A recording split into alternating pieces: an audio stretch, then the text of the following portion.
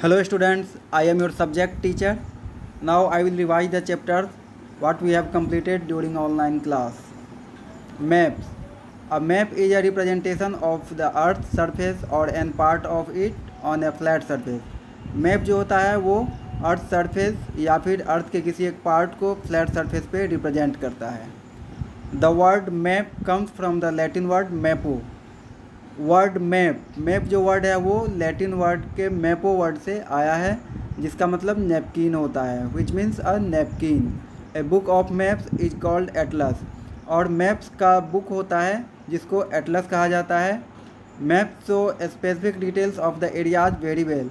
और मैप्स जो है किसी भी एरिया को अच्छे तरह से उसको डिटेल्स में रिप्रेजेंट करता है. Types of maps.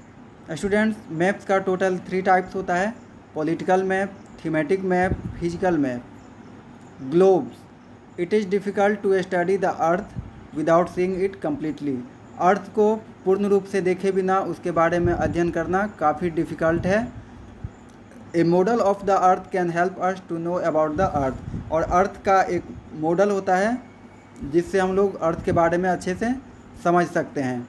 In a proper way as we can see the correct shape, size and location of the continents and oceans.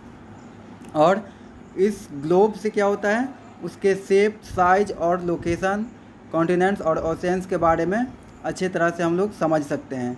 A globe is a model of earth. Globe earth का एक model होता है. It represents the earth in a simple and accurate way. जो earth को simple और accurate वे में represent करता है. Limitations of globes. ग्लोब्स का कुछ लिमिटेशंस होता है. It is difficult to carry globes everywhere. We cannot make a globe for a part of the earth. Larger globes are difficult to handle. Students, now it's the time to complete assignment. Which are the different types of maps? What are the limitations of globes? What do you mean by atlas? What do you know by maps?